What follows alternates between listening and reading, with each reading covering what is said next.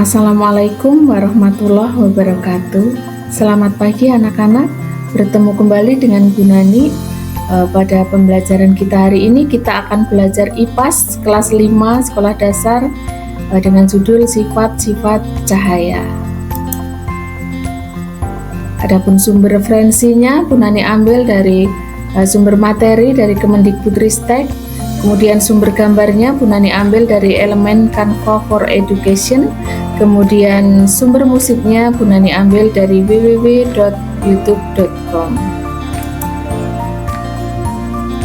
Adapun tujuan pembelajaran kita hari ini, peserta didik dapat mengetahui pengertian cahaya. Kedua, peserta didik dapat mengetahui sifat-sifat cahaya. Pengertian cahaya. Cahaya adalah radiasi elektromagnet yang dapat dilihat oleh mata manusia. Cahaya memungkinkan kita untuk melihat dunia di sekitar kita dan memainkan peran penting dalam kehidupan kita sehari-hari. Tanpa cahaya, kita tidak akan bisa melihat warna, bentuk, atau objek di sekitar kita. Cahaya juga berperan dalam berbagai proses alam seperti fotosintesis pada tumbuhan, yang memungkinkan mereka untuk menghasilkan energi dari sinar matahari. Selain itu, cahaya digunakan dalam teknologi modern, mulai dari pencahayaan, buatan, hingga komunikasi optik dan medis. Kita lanjutkan anak-anak, kita akan belajar tentang sifat cahaya. Sifat cahaya yang pertama yaitu merambat lurus. Kemudian yang kedua dapat dipantulkan, yang ketiga menembus benda bening, yang keempat dibiaskan, dan yang kelima diuraikan. Anak-anak, kita akan bahas satu persatu tentang sifat-sifat cahaya.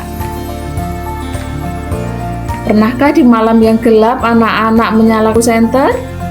Ya, baik. Cahaya akan merambat lurus jika melewati satu medium perantara. Contohnya, ketika kita menyalakan lampu senter, cahaya akan merambat lurus.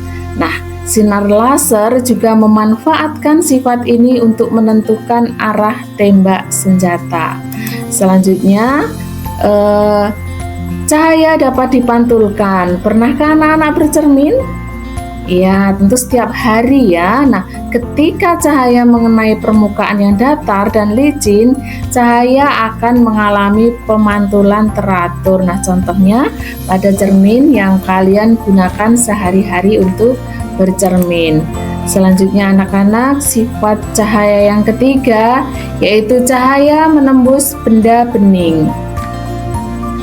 Cahaya yang menembus kaca atau gelas bening saat kita berjalan di siang hari, terlihat bayangan tubuh kita. Hal ini karena cahaya hanya menembus benda bening anak-anak. Apabila bendanya tidak bening, maka akan membentuk bayangan. Gitu ya. Kita lanjutkan. Yang keempat, cahaya dapat dibiaskan. Anak-anak, cahaya dapat dibiaskan ketika cahaya mengalami pergerakan miring melalui medium yang berbeda kondisi kepadatannya. Nah, contohnya adalah cahaya dari udara kemudian akan melewati air. Karena hal tersebutlah cahaya akan mengalami pembiasan dan pembelokan dalam medium tersebut. Dan hal inilah yang menyebabkan kolam renang lebih dangkal dari seharusnya, atau ketika anak-anak melihat pensil yang dimasukkan di dalam gelas yang berisi air akan terlihat seperti patah. Seperti itu ya. Kita lanjutkan anak-anak. Cahaya dapat diuraikan.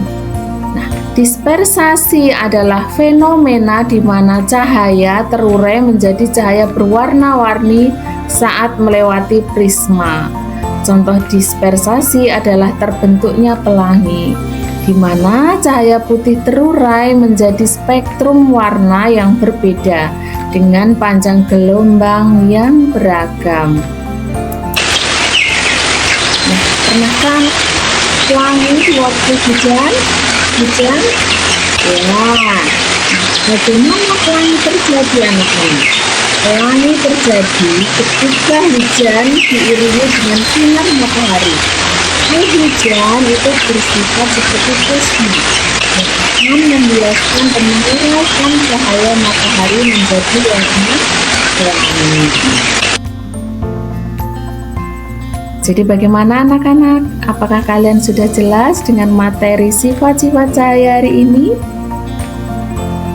Pinter sekali anak-anak, memang anak-anak yang hebat. Terus rajin belajar anak-anak. Terima kasih, sampai ketemu lagi dengan Bu Nani pada pembelajaran yang selanjutnya. Assalamualaikum warahmatullahi wabarakatuh.